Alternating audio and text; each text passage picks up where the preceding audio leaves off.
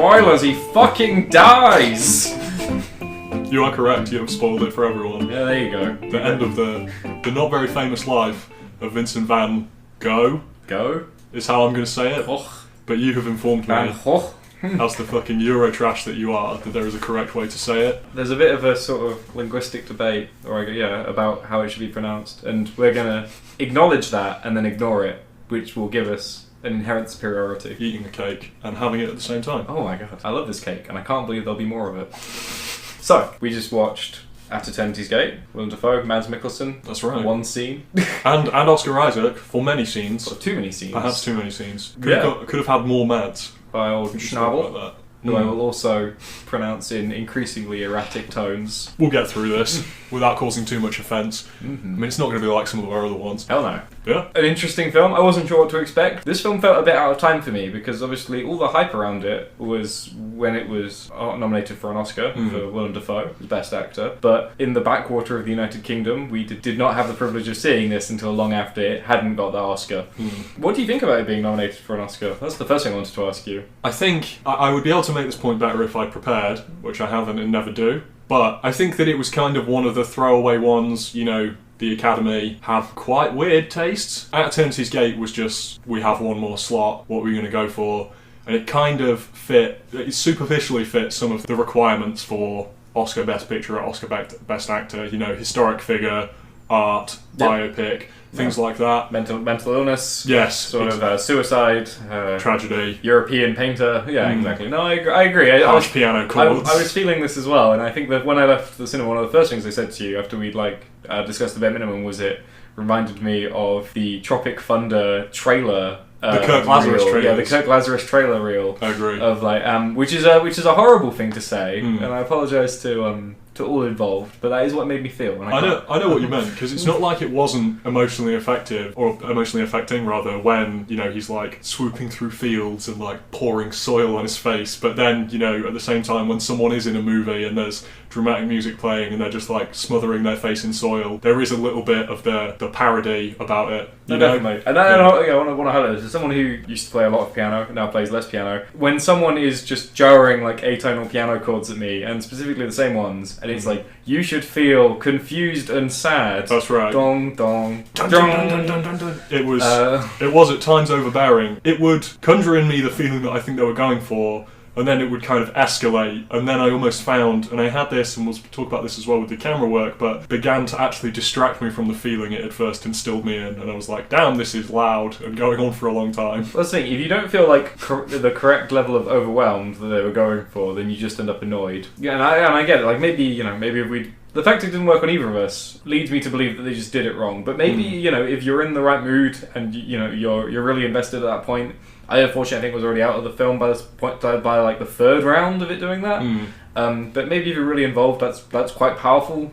And I know instances where it has worked. Yeah. But obviously the sound has been much more lovingly done, I feel, in the instances where it has worked. Whereas in this, it just I was keen. I was like, it was basically like, oh, I could do this as a parody track. Yeah. That's what I was thinking at the time. It was like if I was making a mock trailer, I would do this because I think it would be really funny. And you could literally dress me up in stupid clothes and chase me around in a field with a camera while bashing on a piano while I looked distressed, which would be an easy emotion for me to replicate, I feel that often. I'd do it simultaneously. It'd be like the first film ever recorded on a keytar with a camera strapped to it. So I'm there and I'm playing my atonal chords while I'm like pointing the camera at you. The camera's on the end of the keytar. Yeah. And someone would be filming me doing that. So it'd be sort of like it'd be a real meta piece. This makes so it'd be like a Apocalypse Now and Hearts of Darkness. Yeah. See that your idea, because again you are more logistic than I am. I was thinking an actual grand piano that you sort of motorized that you could have mounted on like almost like an adult's tricycle. So it'd be almost like a standing tricycle that was motorized and had a camera on the top of it. So you chase me around the field playing the piano. I like that almost more. Yeah. Mine is definitely more practical, but yours is more bold. So I guess. So anyway, there's a fucking Dutch guy in a field. Yeah, that's right. He's in a field and he loves or possibly hates painting. Yeah. He has to. He knows he has to paint. I'm a bit of a sucker if the creative person feels like the only thing they can do is create. even if it doesn't bring them as much joy as they'd like. I guess Vincent van Gogh films have always been like an easy lay for me in that sense. And which maybe speaks volumes to how poorly this hung together for me. Fair enough. But yeah, no, I mean, less than the sum of its parts, maybe. Like, there was a good director involved. I love Willem Dafoe, as I think you do. Me too, always. Just the way he looks and feels in this, like, there's no... I think he deserved that nomination, even if, like you said, it is a pity nomination. Yeah. He's really holding it together, but in such a aimless, rudderless film, there's only so far that can take you. And that's sad, really. There were conversations in At Eternity's Gate where they ran out in just like trailer speak. So you could take a portion of it and clip it into a trailer and I'd be like, oh, that sounds like a really interesting scene. But when you were watching it, it was just trailer speak after trailer speak after trailer speak, and specifically the one I had a problem with was his conversation with the priest, with Mads Mikkelsen, because I like Mads Mikkelsen. I thought that scene had an important place in the film, but their conversation just wasn't natural. And not only was it not natural, but it was just ridiculous. I mean, they just he would say one thing, then he'd say another thing, and then they just, not entirely move on to something completely different, but it didn't flow. It didn't move like conversation. Yeah, that's the simple way of saying it. Apologies, but it was it was disorienting me. And there are plenty of ways that you can approach Van Gogh being like, oh well, I actually thought that I wanted to be a man of God, but then it turned out that this was my way of basically being religious, being in touch with God while speaking to a priest. That's an interesting arrangement, an interesting thing to explore. But the way they did it, just the conversation was just mad. I think that whole priest segment should have begun a lot earlier. Yes. It should have been several conversations, because then they can have such a wide variety of topics and it feel naturalistic. And Definitely. they can, like I think you pitched this to me, like there can be a sense of evolution as they get to understand each other. Like maybe in the second or third one it comes out that he wants to be a man of God. And then that changes how Mads Mikkelsen looks at him, because, he's a man of God. And only in the final one of this, we propose several run-ins with these characters. Which 3 is normally a good number, I think. The movie had enough time, and it would have been squandered enough time. Yes, indeed. And it would have been better for Mads to have this moment where he says, I don't know how to tell you this, but this painting is ugly. It's not pleasant to look at. After they developed something of a friendship, as it stood, he just kind of showed up with the painting as well. Where did he get that from? Because at least after like 1 or 2 encounters, he could have sought out a painting. He could have been like, well, I spoke to this man. This man interests me. Maybe after the Man of God thing, he's like, well, if this man's version of worship is painting, I want to see these paintings. He obtains the painting, he's like, what? Yeah, he's like, well, I think this is pretty shit. And that would have been very impactful, I agree. And then he would have almost felt bad about raising it, especially considering this man is in his mental care. He's like, he has a duty of care towards this man. That would be quite a difficult subject to broach. You could have done an entire fucking movie about those two alone. Yeah. It was like, we got 15 minutes on a bench, on a park bench? Exactly. They're just there. Yeah, it's like a fucking Pixar short. He showed up clearly with the intent of seeing if he was okay, and then basically pulled out his painting and told him it was bad. But then immediately released him. Like, it was just the actions of a madman. Yeah, it was. No, I'm glad that we've mined how absurd that scene was, because that was another thing about this movie, is that the point is that you really want to go for the fact that people thought his paintings were bad. Except I don't really think that it ever went too into that. I mean, there's the children and the teacher. The school teacher has a kind of classic biopic moment where she's like, "Hey, look at this. People can't paint no more. You're a bum. You've always been a bum, kid." That was so lame. Yeah. And the bit where she runs, they're all running away, and she's like, "Run, children, run, children." It's like it's a drunk 50-year-old. Yeah. It's like, what? Who you were antagonising. It's like, what's the worst thing he's gonna do is have a heart attack because you were out here with him.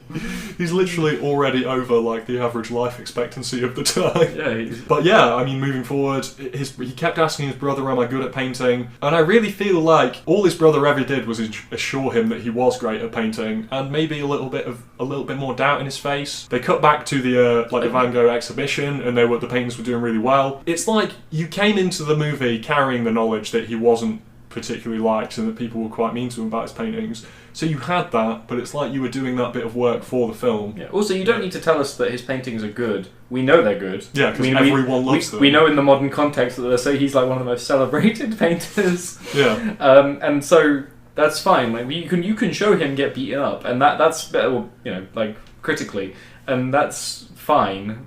Although he does actually get beaten up a couple of times in this one, if I recall. Yeah, I'm going to get back to that because that was kind of uncomfortable. Yeah.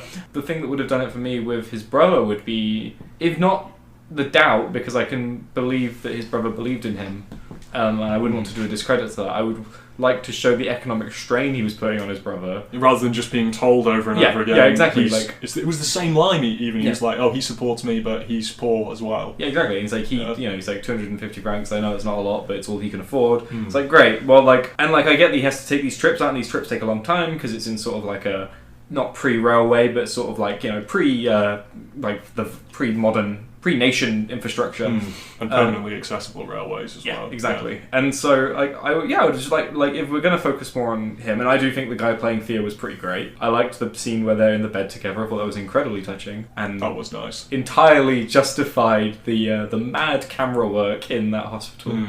But yeah, more of him, more of the priest, those two, and more of the doctor. I think.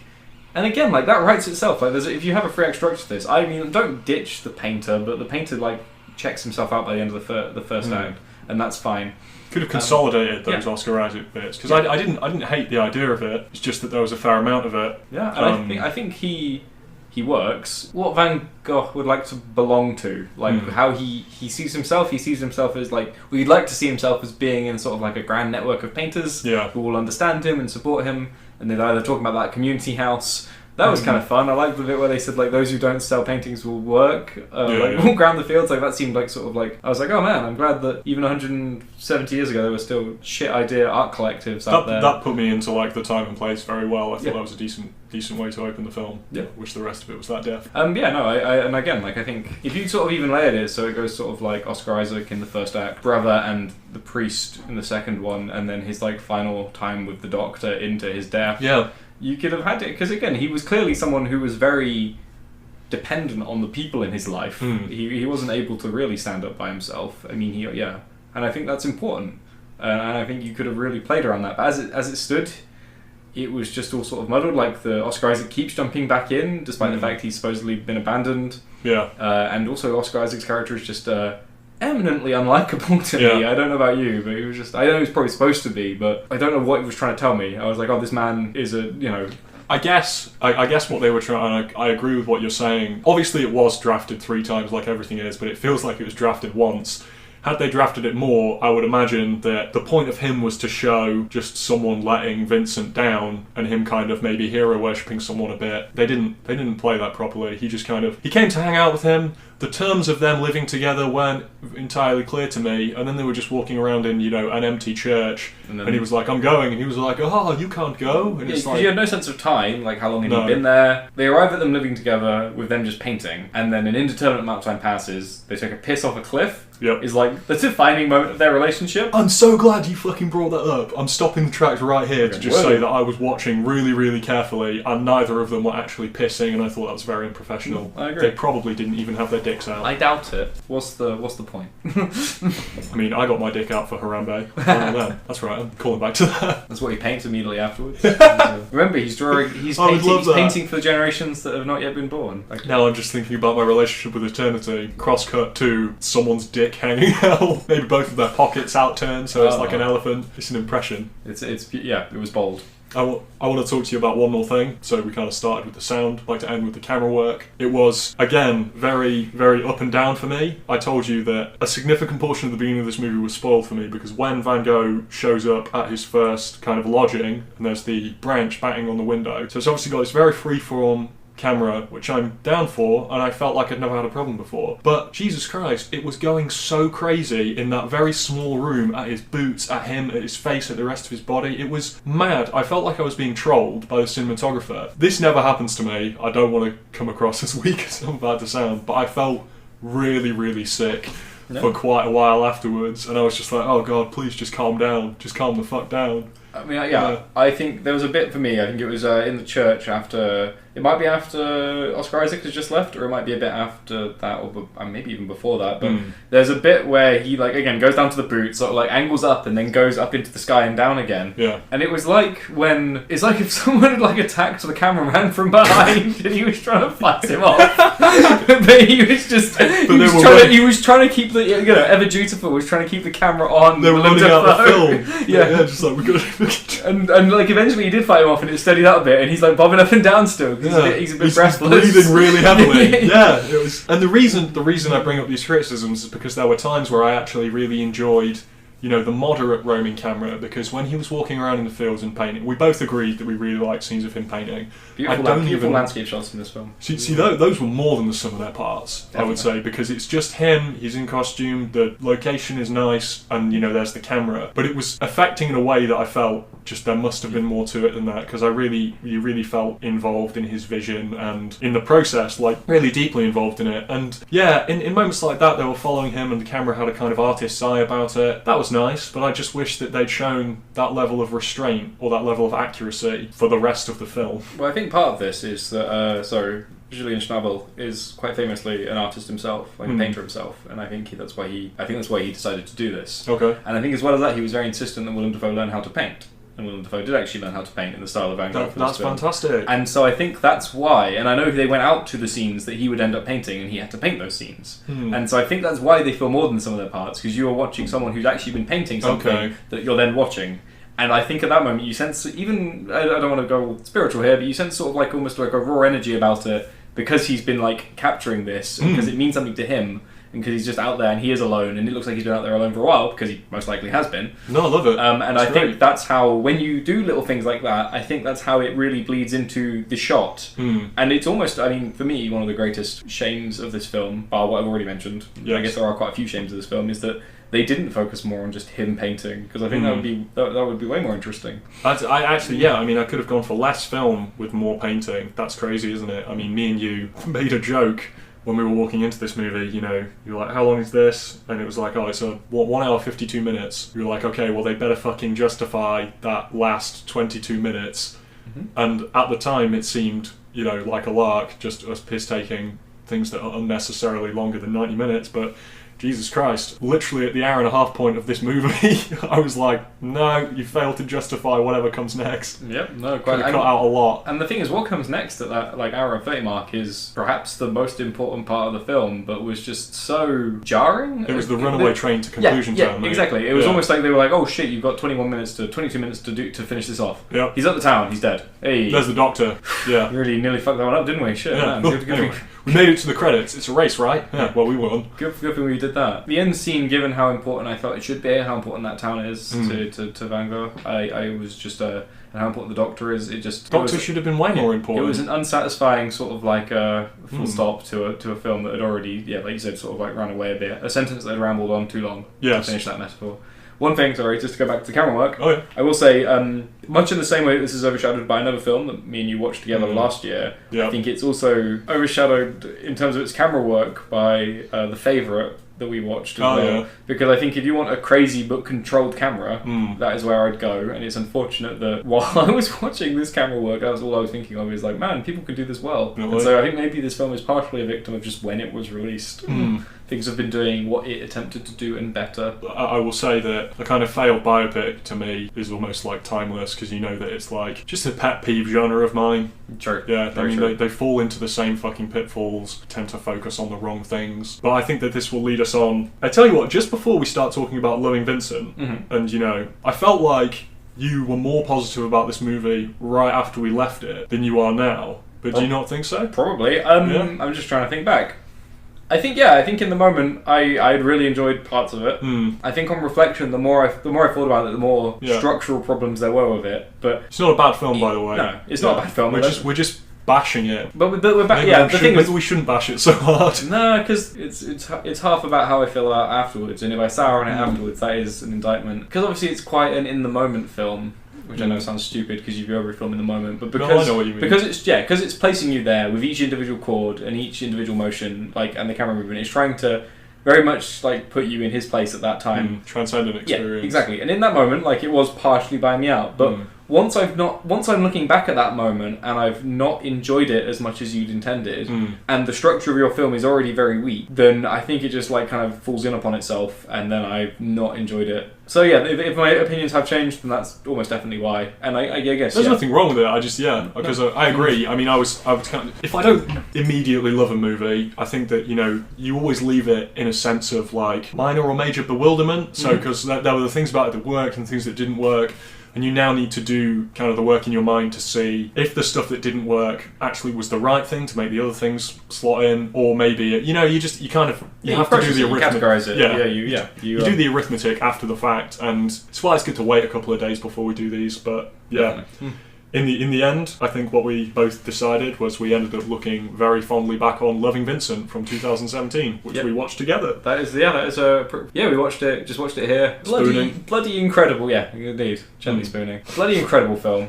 Well, that was one. I mean, it's good jump off what we were just saying, because that was one where, as it was going on, there were things in it that weren't always working for us. There were things that we criticised. Exactly. But the further away from it we got, especially in fact, if I remember correctly, we were ripping the piss out of it for good portions of it. Well, yeah, just because what was it? It was the point and click adventure game stuff. There you go. Let me just. I'd actually. So the fact that I could entirely forget that I spent an hour ripping the hell out of that film is a testament to how well it hung together. Yeah. And like how you don't remember the individual moments, but you remember the piece. And like I until you mentioned that, I'd actually forgot. Yeah, we were. Again, like when I was younger, I used to play all sorts of point and click adventure games. Monkey Island, Broken Sword, stuff like that. And because there were a limited number of frames, understandably, because they were painting 65,000 oil canvases. Which is an incomprehensible amount of all canvases, frankly, then he moved in a way that really reminded me of point-and-click adventure games. And because he was solving a mystery, vaguely... no, that was the structure, though. They decided to structure it as a murder mystery, which was an interesting to go down. But you're right. The circumstances of the technology and the way they approached the story meant that we both had a eureka moment where we realised we were watching a point-and-click adventure game, because he was there would be a new location. It's like unlocking a new part of the map in Phoenix Wright Ace Attorney. And then there was the point where he woke up in the drunk tank, and there was no more pretense. The police officer just started talking to him about that fateful day. And again, it's because they couldn't afford to do anything more than just him sitting down and talking to someone, because it would have been so many more oil paintings, For each walk around the desk, it would have been another 200 oil paintings. And again, like every time he went down and spoke to someone, it would be like in Broken Sword, like in Monkey Island, where it would just like zoom in on that guy's face, and it would be like now they're having a back and forth conversation. In a way that you just don't see really in animation now, because animation is so, especially 3D animation, but also sort of 3D assisted 2D animation is so dynamic now in a way that 5,000 oil canvases are not. That it was harkened back to sort of another era for both of us, and just mercilessly went in on it, but in a loving way. It wasn't that we weren't enjoying it. It was such a surreal experience. Like that's what I love so much about it. Looking back, it's entirely unique. Loving Vincent, it looks beautiful. It's got an interesting approach to the story. It's kind of semi-fictional, kind of thing. Well, it does something interesting, which we were just talking about before we started recording. Is it takes at the time they started making this, it was a relatively new theory into the death of Vincent van Gogh, and since then has only gathered more traction about how he died. And so it's a murder mystery because the circumstances of his death had been called into question, which was another great thing. The star of the show, not to do a disservice to, which I do think is fine, it's serviceable and it's pretty great, and compared to Eternity's Gate is phenomenal, but just the animation is something that will just just stays with you. A real achievement. Definitely, massively so.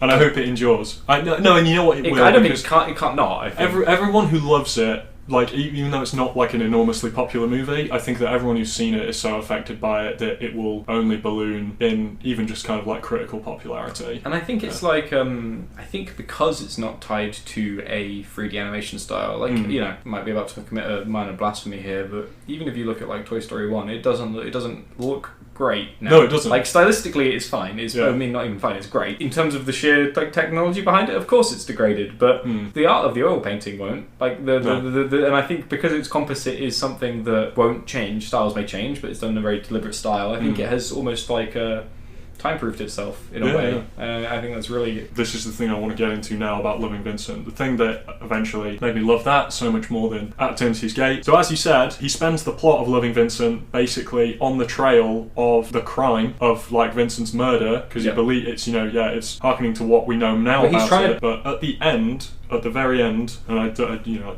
quickly checked the wiki afterwards, this is what I think we come in different places on what the movie's saying, but what I liked is when he finally gets to the doctor, at this point he seems to think that the doctor may have had something to do with it, but he meets the Doctor, and the Doctor basically explains that he had had a conversation with Vincent where he had lost patience with him, and when Vincent had been kind of on one and rude to the Doctor had responded by being very, very, horrible about his paintings, and the Doctor in that scene says that he thinks he had driven Vincent to suicide because of what he'd said. So it leaves it up in the air. I guess maybe I'm not articulating it well enough, but I feel that I'm going to say it anyway because there is a good thought in here somewhere. But I think that the way that I appreciate that the character didn't know Vincent, but the way that people have trouble with processing grief surrounding suicide, whether or not he committed suicide, we don't know, is that they run round and round and round in circles trying to kind of justify why it happened in almost this detective-esque way. And then at the end, this character, the Doctor, played brilliantly by Jerome Flynn, kind of just stops you, slaps you, and goes, this is what happens with people who are troubled in this way sometimes, and you shouldn't drive yourself mad trying to find out exactly why they did it, because you'll go crazy. And again, I think if I remember correctly, and I'm not, I don't remember my own thoughts during the first hour. Apparently, I had to do a quick refresher as well. But I seem to recall he talks about, because famously after he was shot himself, he didn't say much afterwards, but he was conscious, and so if I recall correctly, he says that he had the chance to say and he didn't. So the fact he, whatever the reason he did did not is now gone, and then that is something that has to be lived with. It was a real reflection on death in Loving Vincent, which wasn't there in Eternity's Gate. In Eternity's Gate, he dies, and then it's more about what his paintings mean after he's dead, which is interesting, but less compelling. Yes, and also more poorly handled. Yeah, just not approached in the right way. Because again, we don't have the thematic setup of his paintings being disliked because it wasn't hammered in enough, and also he didn't hear it from anyone who he actually really cared about. Yeah. Again, the priest would have been a good one. The Doubt in His Brother's Eyes would have been a good one. The Doctor would have been a great one. The Doctor would have been a great one, and that was one of the best things about Loving Vincent. Yeah, exactly. The framework was there, which is really interesting. And I would like to know what Schnabel thinks of Loving Vincent. I would like to know if he took any beats from it, and if so, why he didn't take more. Two films leave you with a completely different feeling. Yeah, one is enough to plaster over, better or worse, the flaws in the film, and the other one is enough to make you want to autopsy it. And that is a significant difference when it comes to how people view a piece. Yeah, I think this is check for traps. Probably saying, and I may be wrong, but maybe give Eternity's Gate a miss, and definitely watch Loving Vincent if you haven't seen it yet. I mean, yeah, if you haven't watched Loving Vincent, watch it. If you watch Loving Vincent and you're like, I want to see this story told again, I would watch Eternity's Gate. The thing is, I think Eternity's Gate is probably the best compliment I can give it is I think it's an interesting companion piece to Loving Vincent. Yep. I think it's more of the story done well enough to be engaging, but as long as you come from Loving Vincent as your standpoint on it, I think you'll get the right experience. I wouldn't recommend watching Eternity's Gate before you've watched Loving Vincent. Cool. That would be my 2 cents. Perfect. Anything else? No, I don't think so. Excellent. I enjoyed it. But yeah, and once again, Loving Vincent, man. That movie's fucking great. Please, I'll be interested to see if the people at Loving Vincent try to copyright strike us. Oh, Jesus Maybe Christ. I'll hate them more after this. If they do that, the entire next episode is just going to be me saying how much Loving Vincent sucks. So join us next time for how much Loving Vincent probably sucks. Definitely. Or how much we love them when they don't do it. Either the shittest or best movie ever made. Thank you very much. Thanks for watching, and also thank you to all of you, for there are now more of you again. Stop growing. Yeah. You sneaky bastards. We don't want too many of you. But we now have to care, we have to worry about what we say. But thank you. We're not going to worry too hard.